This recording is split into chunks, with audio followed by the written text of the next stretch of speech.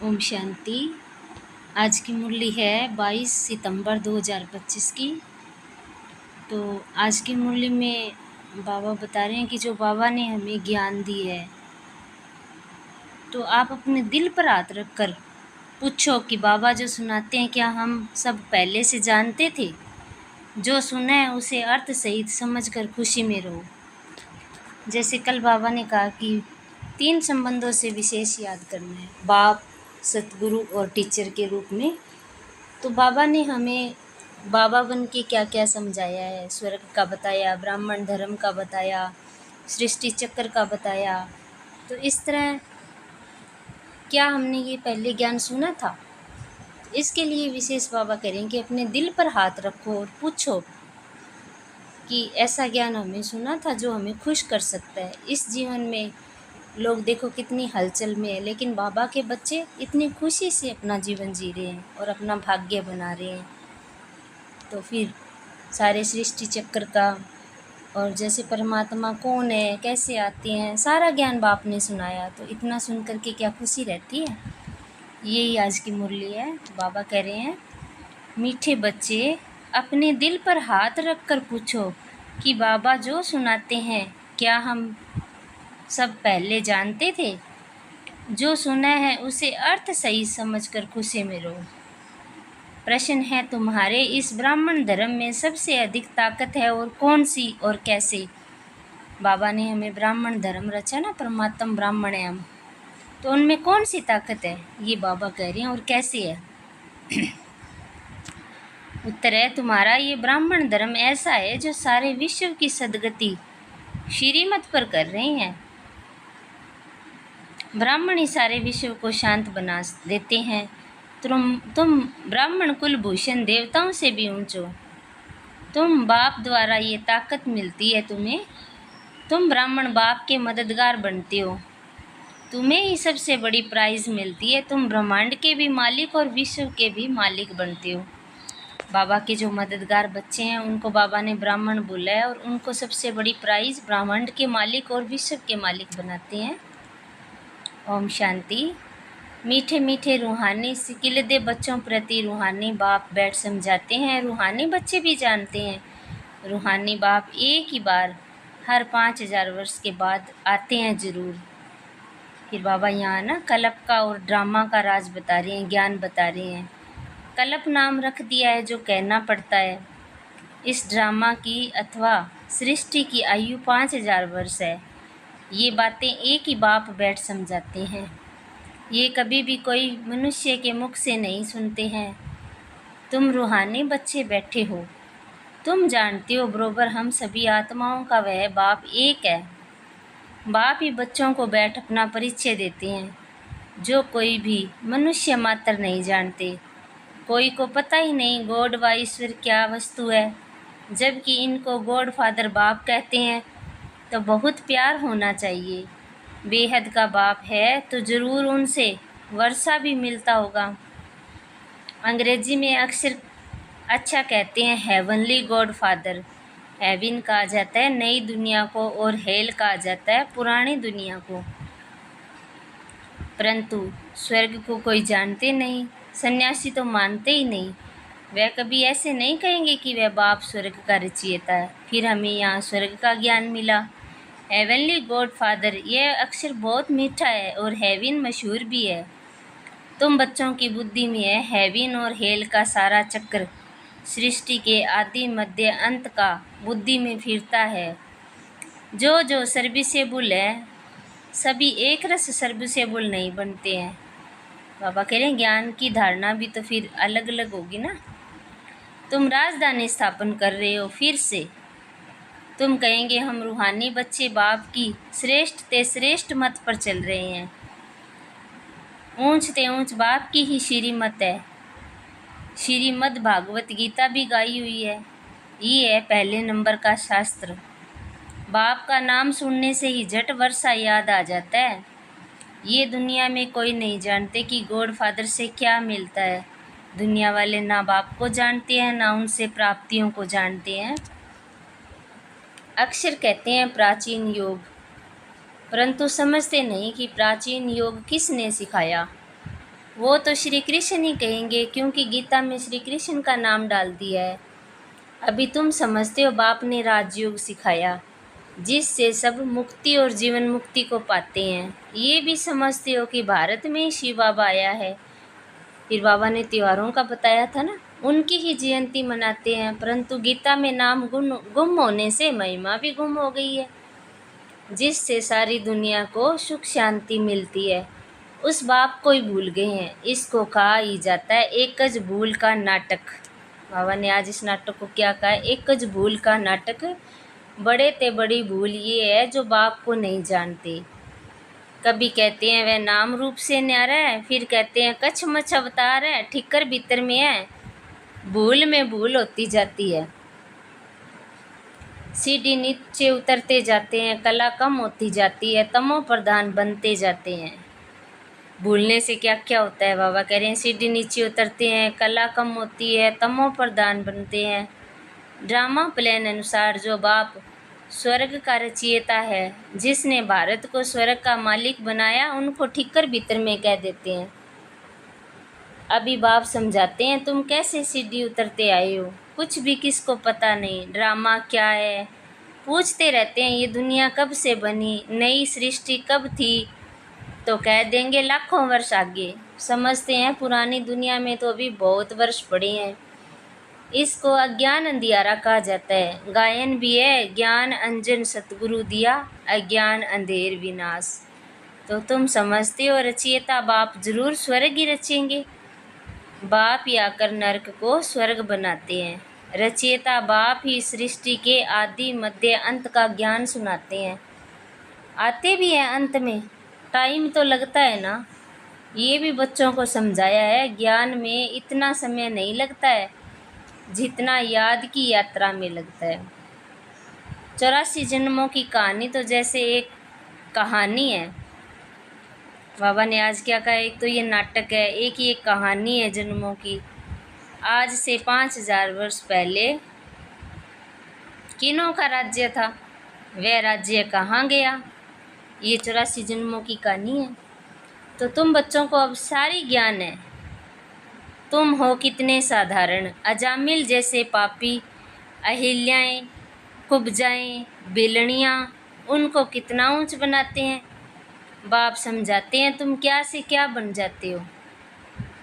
बाप आकर समझाते हैं पुरानी दुनिया का अब हाल देखो क्या है। मनुष्य कुछ भी नहीं जानते कि सृष्टि का चक्कर कैसे फिरता है। बाप कहते हैं तुम अपने दिल पर हाथ रख के पूछो, आगे ये कुछ जानते थे? कुछ भी नहीं। अभी जानते हो बाबा फिर से आकर हमको विश्व की बादशाही देते हैं। कोई के बुद्धि में ही नहीं आएगा कि विश्व की बादशाही क्या होती है। विश्व माना सारी दुनिया। तुम जानते हो बाप हमको ऐसा राज्य देते हैं जो हमसे आधा कल्प तक कोई छीन नहीं सकता। तो बच्चों को कितनी खुशी होनी चाहिए। बाप से कितनी बार राज्य लिया। बाप सत्य है, सत्य शिक्षक भी है, सतगुरु भी है। कब सुना ही नहीं। अभी अर्थ सहित तुम समझते हो। तुम बच्चे हो, बाप को तो याद कर सकते हो। आजकल छोटेपन में ही गुरु करते हैं, गुरु का चित्र बनाए गले में डालते हैं, वह घर में रखते हैं। यहाँ तो वंडर है। बाप शिक्षक सतगुरु सब एक ही है। बाप कहते हैं मैं साथ ले चलूँगा। तुमसे पूछेंगे क्या पढ़ते हो, बोलो हम नई दुनिया में राजाई प्राप्त करने के लिए राजयोग पढ़ते हैं। ये है ही राजयोग। जैसे वैरिष्टर योग होता है तो ज़रूर बुद्धि का योग वैरिष्टर तरफ जाएगा। टीचर को ज़रूर याद तो करेंगे ना। तुम कहेंगे हम स्वर्ग की राजाई प्राप्त करने के लिए पढ़ते हैं। कौन पढ़ाते हैं? शिव बाबा भगवान। उनका नाम तो एक ही है जो चला आया। रथ का नाम तो है ही नहीं। मेरा नाम है शिव। बाप शिव और रथ ब्रह्मा कहेंगे। अब तुम जानते हो ये कितना वंडरफुल है। शरीर तो एक ही है। इनको भाग्यशाली रथ क्यों कहते हैं? क्योंकि शिव बाबा की प्रवेशता है तो ज़रूर दो आत्माएं ठहरी। ये भी तुम जानते हो। किसको ये ख्याल में ही नहीं आता। अब दिखाते हैं भागीरथ ने गंगा लाई। क्या पानी लाया? अब तुम प्रैक्टिकल देखते हो, क्या लाया है, किसने लाया है, किसने प्रवेश किया है, बाप ने किया है। मनुष्य में पानी थोड़ी प्रवेश करेगा, जटाओं से पानी थोड़ी आएगा। इन बातों पर मनुष्य कभी ख्याल भी नहीं करते। बाबा यहाँ गंगा की बात कर रहे हैं, कहते हैं ना कि गंगा भागीरथ लेके आया था, तो ये ज्ञान की गंगा, उसकी बात कर रहे हैं बाबा। कहा भी जाता है रिलीजन इज़ माइट, रिलीजन में ताकत है। बताओ सबसे जास्ती किस रिलीजन में ताकत है? ब्राह्मण रिलीजन में। हाँ ये ठीक है, जो कुछ ताकत है ब्राह्मण धर्म में ही है, और कोई रिलीजन में कोई ताकत नहीं। तुम अभी ब्राह्मण हो, ब्राह्मणों को ताकत मिलती है बाप से, जो फिर तुम विश्व के मालिक बनते हो। तुम्हारे में कितनी ताकत है? तुम कहेंगे हम ब्राह्मण धर्म के हैं, किसकी बुद्धि में नहीं बैठेगा? विराट रूप भल बनाया है, परंतु वह भी आधा, मुख्य रचता और उनकी पहली रचना को कोई नहीं जानते। विराट रूप का चित्र तो है भक्ति में, लेकिन उसका मेन जो रचने वाला और मुख्य रचना है ना, उनको नहीं जानते। बाप है रचता, फिर ब्राह्मण है चोटी, इसी में ही ताकत है। बाप को सिर्फ याद करने से ताकत मिलती है। बच्चे तो ज़रूर नंबरवार ही बनेंगे ना। तुम इस दुनिया में सर्वोत्तम ब्राह्मण कुलभूषण हो, देवताओं से भी ऊंच हो। हम देवता से ऊंच क्यों हैं? कि यहाँ परमात्मा पालना में पल रहे हैं। तुमको अब ताकत मिलती है, सबसे जास्ती ताकत है ब्राह्मण धर्म में। ब्राह्मण क्या करते हैं? सारी विश्व को शांत बना देते हैं। तुम्हारा धर्म ऐसा है जो सर्व की सद्गति करते हैं श्रीमत द्वारा। तब बाप कहते हैं तुमको अपने से भी ऊंच बनाता हूँ। तुम ब्रह्मांड के भी मालिक, विश्व के भी मालिक बनते हो। सारे विश्व पर तुम राजाई करेंगे। अभी गाते हो ना, भारत हमारा देश है। कभी महिमा के गीत गाते, कभी फिर कहते भारत की क्या हालत है। जानते नहीं कि भारत ऊंचा कब था। मनुष्य तो समझते हैं स्वर्ग अथवा नरक यहाँ है। जिसको धन मोटर आदि है वह स्वर्ग में है। ये नहीं समझते स्वर्ग कहा जाता ही है नई दुनिया को। यहाँ सब कुछ सीखना है। साइंस का हुनर भी फिर वहाँ काम में आता है। ये साइंस भी वहाँ सुख देती है। यहाँ तो इन सब से अल्पकाल का सुख, वहाँ तुम बच्चों के लिए स्थायी सुख हो जाएगा। यहाँ सब सीखना है जो फिर संस्कार ले जाएंगे। कोई नई आत्माएं नहीं आएगी जो सीखेगी। यहाँ के बच्चे इस साइंस सीख कर वहाँ चलते हैं, बहुत होशियार हो जाएंगे, सब संस्कार ले जाएंगे, फिर वहाँ काम में आएंगे। अभी है अल्पकाल का सुख, फिर ये बम शादी सबको खलास कर देंगे। मौत बगैर शांति का राज्य कैसे हो? यहाँ तो अशांति का राज्य है। ये भी तुम्हारे में नंबरवार है जो समझते हैं। हम पहले पहले अपने घर जाएंगे, फिर सुख धाम में आएंगे। सुख में बाप तो आते ही नहीं। बाप कहते हैं मुझे वानप्रस्थ रथ चाहिए। भक्ति मार्ग में भी सबकी मनोकामनाएं पूरी करता आया हूँ। संदेशियों को भी दिखाया है कैसे भगत लोग तपस्या पूजा आदि करते हैं। देवियों को सजाए पूजा आदि कर फिर समुद्र में डुबो देते हैं। कितना खर्चा होता है? पूछो ये कब से शुरू हुआ तो कहेंगे परंपरा से चला आया। कितना भटकते रहते हैं। ये भी सब ड्रामा है। बाबा बार बार बच्चों को समझाते हैं हम तुमको बहुत मीठा बनाने आए हैं। ये देवताएं कितने मीठे हैं, अभी तो मनुष्य कितने कड़वे हैं। जिन्होंने बाप को बहुत मदद की थी उन्हों की पूजा करते रहते हैं।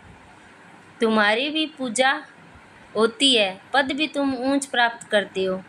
बाप खुद कहते हैं मैं तुमको अपने से भी ऊंच बनाता हूँ। ऊंच ते ऊंच भगवान की श्रीमत है। गीता में भी श्रीमत मशहूर है। श्री कृष्ण तो इस समय बाप से वर्षा ले रहे हैं। श्री कृष्ण की आत्मा के रथ में बाप ने प्रवेश किया है। कितनी वंडरफुल बात है। कभी किसी की बुद्धि में आएगा ही नहीं। समझने वालों को भी समझाने में बड़ी मेहनत लगती है। बाप कितना अच्छी रीति बच्चों को समझाते हैं। बाबा लिखते हैं सर्वोत्तम ब्रह्मा मुख वंशावली ब्राह्मण। तुम ऊंच सर्विस करते हो तो प्राइज मिलती है। तुम बाप के मददगार बनती हो तो सबको प्राइज़ मिलती है। नंबरवार पुरुषार्थ अनुसार तुम्हारे में भी बड़ी ताकत है। तुम मनुष्य को स्वर्ग का मालिक बना सकते हो। तुम रूहानी सेना हो। तुम ये बैज नहीं लगाएंगे तो मनुष्य कैसे समझेंगे कि ये भी रूहानी मिलिट्री है। फिर बाबा ने बैज पर सारा ज्ञान दिया है। मिलिट्री वालों को हमेशा बैज लगा हुआ होता है। शिव बाबा है नई दुनिया का रचयिता। वहाँ देवताओं का राज्य था, अब नहीं है। फिर बाप कहते हैं मन मना भव, देह सहित सब संबंध छोड़ मामेकम याद करो। तो श्री कृष्ण की डिनाइस्टी में आ जाएंगे। इसमें लज्जा की तो बात ही नहीं, बाप की याद रहेगी। बाप इनके लिए भी बताते हैं, ये नारायण की पूजा करते थे। ब्रह्मा बाबा के लिए कह रहे हैं, ये नारायण की पूजा करते थे। नारायण की मूर्ति साथ में रहती थी, चलते फिरते उनको देखते थे। अभी तुम बच्चों को ज्ञान है, बैज तो जरूर लगा रहना चाहिए। तुम हो नर को नारायण बनाने वाले। राजयोग भी तुम ही सिखाते हो, नर से नारायण बनाने की सर्विस करते हो। अपने को देखना है, हमारे में कोई अवगुण तो नहीं है।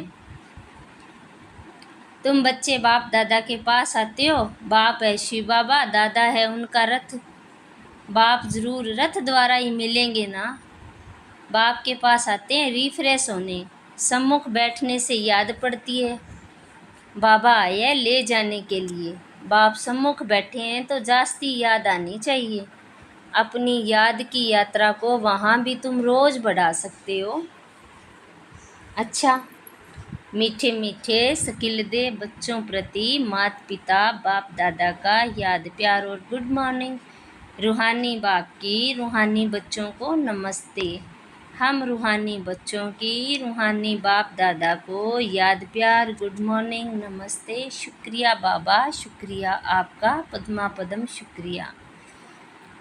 धारणा के लिए मुख्य सार है पहला, अपने को देखना है कि हमारे में कोई अवगुण तो नहीं है। जैसे देवताएं मीठे हैं ऐसे मीठा बनाऊं, तो अपने बोल की संभाल करनी है। दूसरा है बाप की श्रेष्ठ ते श्रेष्ठ मत पर चल अपनी राजधानी स्थापन करनी है। सर्विसेबल बनने के लिए सृष्टि के आदि मध्य अंत का हेविन और हेल का ज्ञान बुद्धि में फिराना है। नरक और स्वर्ग का ज्ञान बुद्धि में याद रहना चाहिए।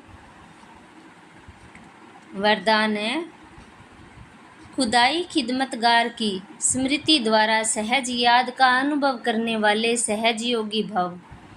खुदाई खिदमतगार अर्थात जो खुदा व बाप ने सेवा दी है उसी सेवा में सदा तत्पर रहने वाले। सदा यही नशा रहे कि हमें स्वयं खुदा ने खिदमत दी है। कार्य करते हुए जिसने कार्य दिए है उसको कभी भूला नहीं जाता है। तो कर्मणा सेवा में भी ये याद रहे कि बाप के डायरेक्शन अनुसार कर रहे हैं तो सहज याद का अनुभव करते सहज योगी बन जाएंगे। बाबा ने कहा है जो भी कार्य करते हैं, जो भी सेवा करते हैं, उसमें ये समझो कि बाप के अनुसार कई अनुसार कर रहे हैं, तो बाबा की याद सहज आती रहेगी। स्लोगन है सदा गॉडली स्टूडेंट लाइफ की याद रहे तो माया समीप नहीं आएगी। याद रखो कि मैं कौन हूँ, गॉडली स्टूडेंट हूँ। व्यक्ति सारा है जितना स्थापना के निमित्त बने हुए ज्वाला रूप होंगे उतना ही विनाश ज्वाला प्रत्यक्ष होगी। संगठन रूप में ज्वाला रूप की याद विश्व के विनाश का कार्य संपन्न करेगी। इसलिए हर सेवा केंद्र पर विशेष योग के प्रोग्राम चलते रहें तो विनाश ज्वाला को पंखा लगेगा। योग अग्नि से विनाश की अग्नि जलेगी, ज्वाला से ज्वाला प्रज्वलित होगी। बाबा कह रहे हैं कि संगठित योग करो, योग ज्वाला तेज होनी चाहिए, यानी योग अग्नि याद की ज़रूरत है, योग में रहना है। अच्छा, ओम शांति।